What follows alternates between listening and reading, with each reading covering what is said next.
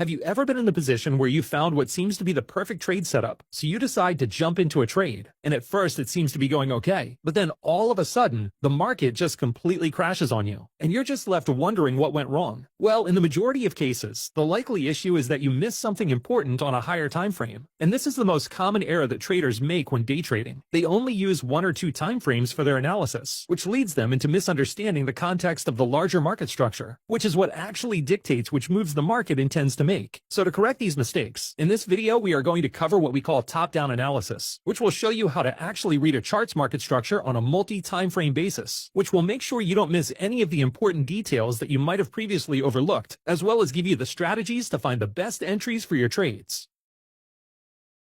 So let's waste no time and start with step number 1, which covers what top-down analysis actually is and how we use it in our trading strategies. Within top-down analysis, the idea is that you should actually be using all of these time frames when looking for potential trade setups. And the way this works is by starting your chart analysis on the monthly time frame and then work your way down until you reach the time frame that you want to actually use for your entry setups. But to understand why, we will split these time frames into 3 different categories, with each of them being used for a different purpose. The first category are the higher time frames, which consists of the monthly and weekly time frames. The role of this category is to give us the context of the market, which involves identifying the trends of the larger scale price action. The second category are the medium time frames, which consists of the daily and 4-hour time frames. We use this category to look for potential trade setups that align with the larger market structure. And then for the third category, we have the lower time frames, which consists of the 1-hour and 15-minute time frames. And this category is used to actually enter our trades, using the market analysis from the larger time frames. But it's rare that you'll actually see a trader use all 6 of these time frames. And this is because the time frames that a trader will use will depend on their personal preference and trading strategies. For example, a position trader might prefer to use the monthly, daily, and 1-hour time frames to target the larger market moves that play out over a long period of time, whereas the time frames that you typically see a day trader use would be much lower because they are more focused on taking trades that might span only a few hours. But the point is, it doesn't matter what type of trader you are, top-down analysis will always be an important part of successfully reading a chart. So let's now move on to the next step, where we will show you how we actually use top-down analysis on a chart, and to give an example of the specific criteria we are looking for from each time frame category. So here we have a chart, and for this example, we are going to use the pathway where we start on the weekly chart, before then using the 4-hour time frame, and finally the 15-minute time frame. But in the case that you don't personally use the time frames we are using within this example, it doesn't matter. And this is because time frames are fractal, which means no matter what time frames you choose, the process of top-down analysis is still the same. And as a side note, we are going to use 3 time frames in these examples, but you can use as many as you think will help you find your edge, but it should always be at least 3. So now going back to this example, let's start our analysis on the weekly chart, which as we mentioned in the last step, is in the higher time frame category, which means what we are looking for is the general directional bias of the market structure. And this is important because the decision of whether we should be looking for long or short trades on the lower time frames will be dependent on the directional bias we can establish on this weekly time frame. So to find out which direction we should be looking to trade, there are 3 steps we need to go through. The first step involves breaking down the current market structure to find the current order flow of the price action.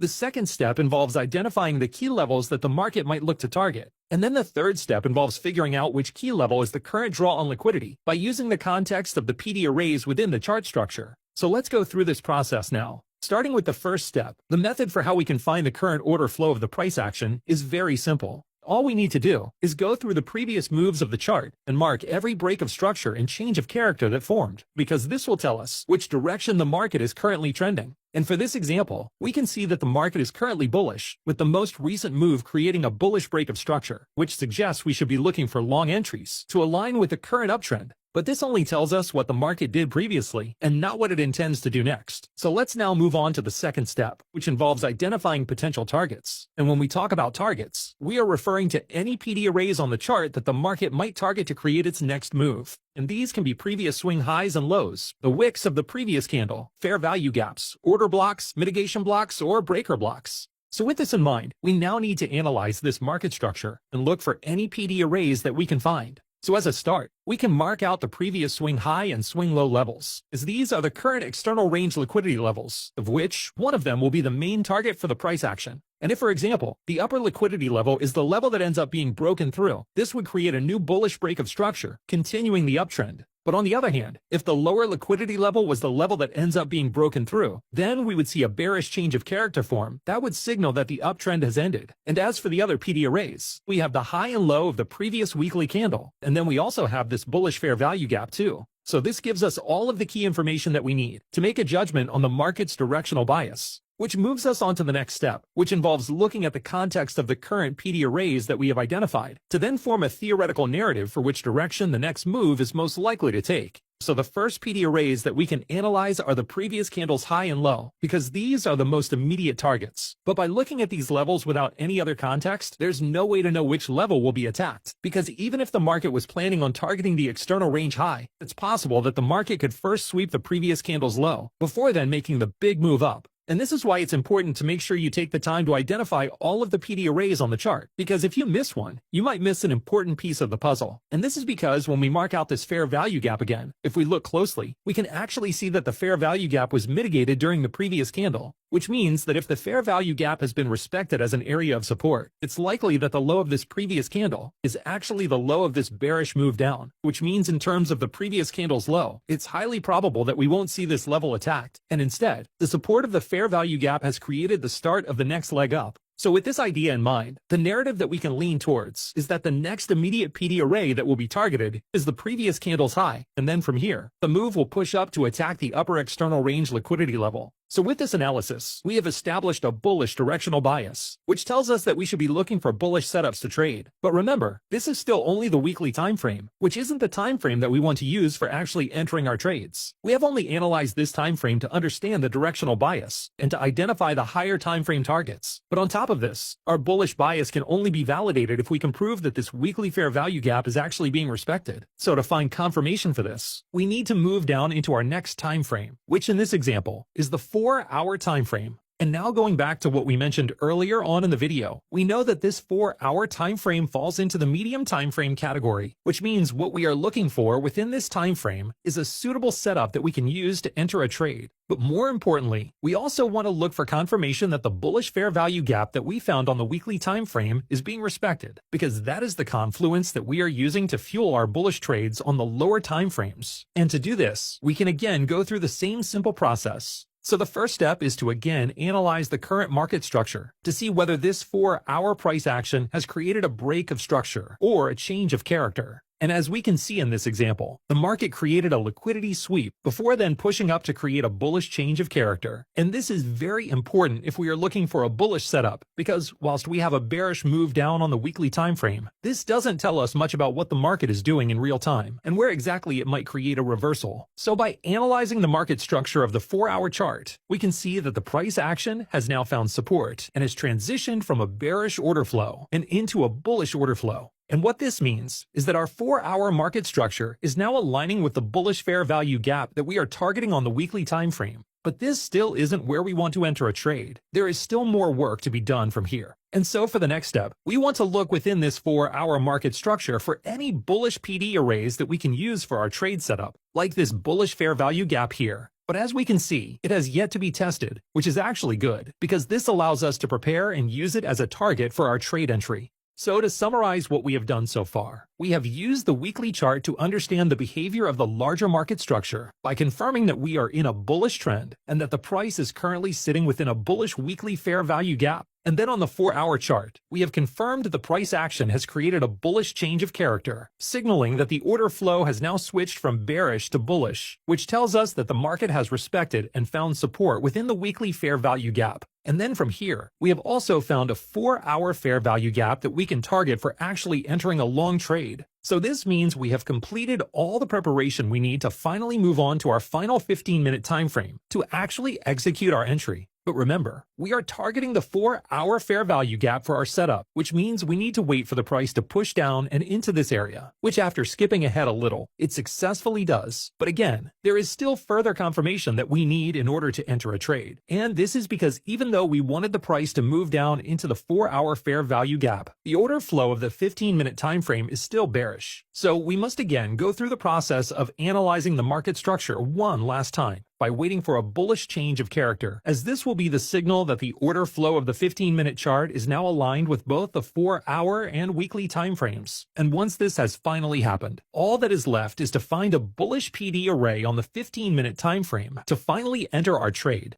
But after all of this, you might still think that as a day trader, all of this extra analysis on the larger time frames is unnecessary if you only intend to use the lower time frames to find your entries. But you couldn't be more wrong. And this is because when we are analyzing a chart using different time frames, the highest time frames are always the most important because they determine where the market actually intends to move, which also means that the PD arrays on those higher time frames will also be the strongest. So whilst you should use the lower time frames like the 15-minute to enter a trade for greater accuracy, if you are able to align the trade setup with the same directional bias of the market structure on the higher time frames, you can then use the larger time frame PD arrays as optional exit targets, which can greatly increase the potential risk to reward ratios of your trades. And to give an example of this, in the instance that we have entered a trade using this 15-minute fair value gap, you could set your stop loss somewhere under the FVG, because if the price was to break lower than this area, the trade setup would be voided. But then as for setting a take profit target, you could of course just target the latest 15-minute swing high, which by all means is a nice trade. But on the other hand, because we have gone through the process of aligning our time frames, we now have the option to aim for higher targets, like this previous high on the 4-hour chart. And whilst it would mean that this trade might now take a few more hours longer to complete, in terms of risk to reward, you'd have a much greater potential profit margin compared to a shorter-term trade. And to take it one step further, with the correct trade management, you could even aim for this weekly high as a take profit target, which again would take longer to fulfill, but would result in a much higher profit return.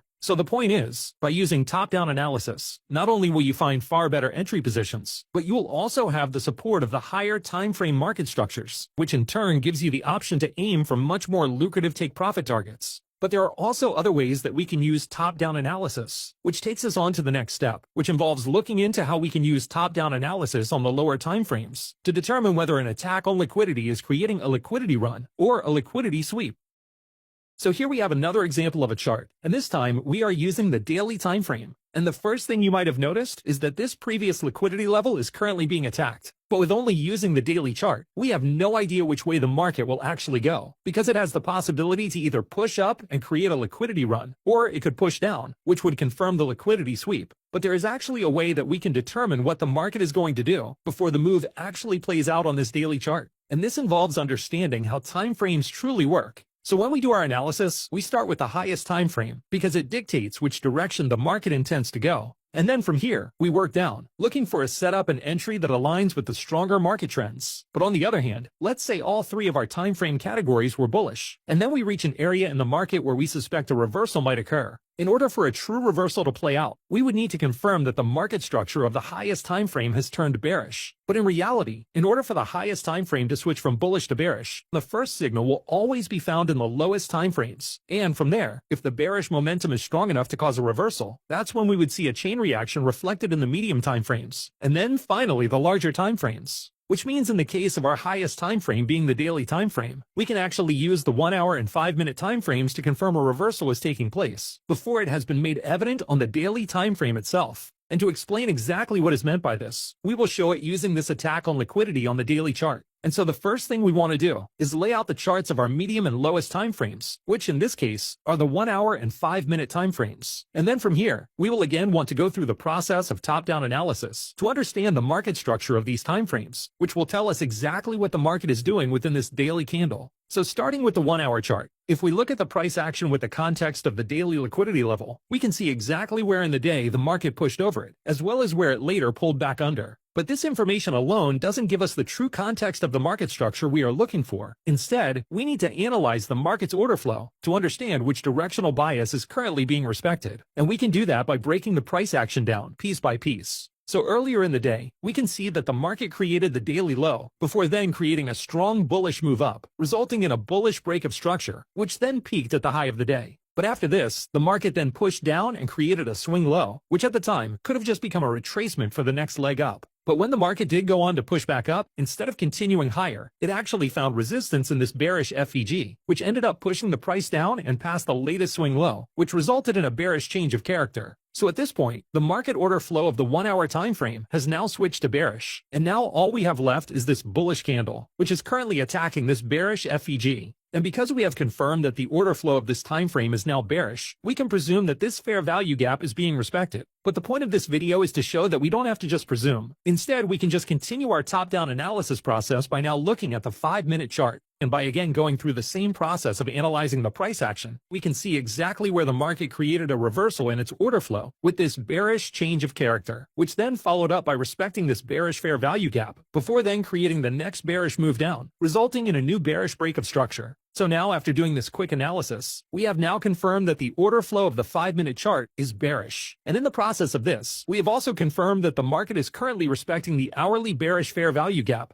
But when we refer back to the daily chart, we can see that the market structure is technically still in a bullish order flow because it is yet to create a bearish change of character. And one of the rules of trading is to always trade with the trend and not against it. But when the market has attacked a PD array that has the potential to create a reversal, like the attack of this daily swing high in this example, this is when we can justify the idea of shifting our directional bias. But only once we have gone through the process of top-down analysis to confirm that the lower time frames are supporting the proposition of a reversal. And this goes back to what we mentioned earlier, where if we believe the higher time frame is looking to switch its directional bias, we would first see the switch occur on the lowest time frame first, before then working its way up, till it finally plays out on the highest time frame. So thinking about the logic behind why we would be interested in looking for short trades in this moment of time, the idea that we are using is that the intention of the market is to sweep this daily liquidity level in order to push down and attack this previous daily swing low, which at that point would confirm the daily bearish change of character. And the justification we are using to support this idea is how the market structures of the 1-hour and 5-minute time frames have switched to bearish order flows and are now respecting bearish PD arrays that have formed. And to see how this would play out, the market first pushed down and broke past the 5-minute low, which created a new bearish break of structure on both the 5-minute and 1-hour timeframes. And then from here, it continues to push down, targeting the 1-hour swing low, which also happens to be the low of the previous daily candle. And then finally, it pushes down to attack the daily swing low, creating a bearish change of character, which also confirms the order flow of the daily time frame is now bearish, meaning the directional bias of our 3 time frames are now aligned once again.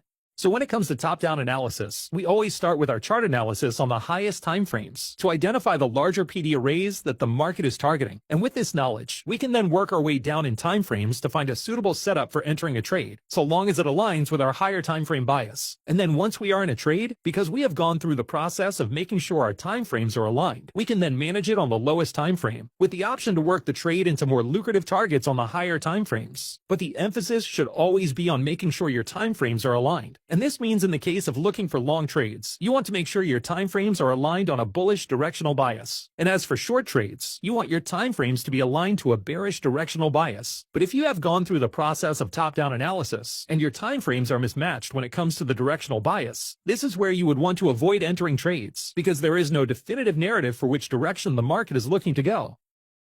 If you haven't already, you should consider joining our free trading Discord server, where you'll find a community of like-minded traders, helping each other to learn and sharing their ideas for trade setups. A link to this can be found in the description of this video. And if you found this video helpful, please leave a like and then comment what trading concept you'd like to see us cover next.